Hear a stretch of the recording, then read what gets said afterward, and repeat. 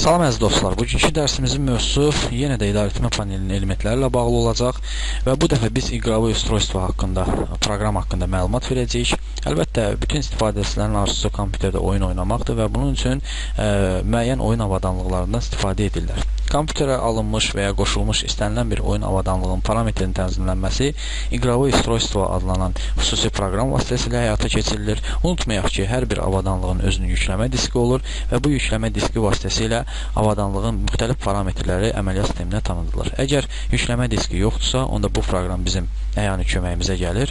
Proqramın xüsusi добавить düyməsi var. Bu добавить düyməsini sıxmaqla kompüterə qoşulmuş əlavə oyun qurğularının parametrlərini tənzimləmək olar. Məsəl üçün, deyək ki, kompüterə qoşulmuş oyun qurğusu, belə deyək, joystick deyək, 5 düymədən ibarətdir və əgər 5 düyməli oyun qurğususa, buradan biz 5 button deyilən xüsusi bir sahəni seçirik. Mən nümunə olaraq istənilən birini seçdim, yəni 5 düyməli və OK düyməsini sıxdıq. Diqqət edək və burada bizim üçün qabağımıza bir xəbərdarlıq mesajı çıxır və deyir ki, игровой порт или драйвер устройства настроен неправильно, воспользуйтесь диспетчером устройства.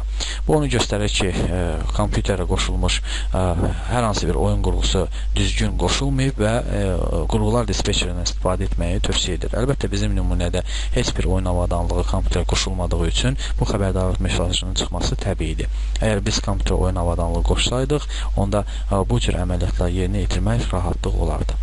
İnanıram ki, bu mövzunu sizə tətbiq edib daha böyük nəticələr ala bilərsiniz.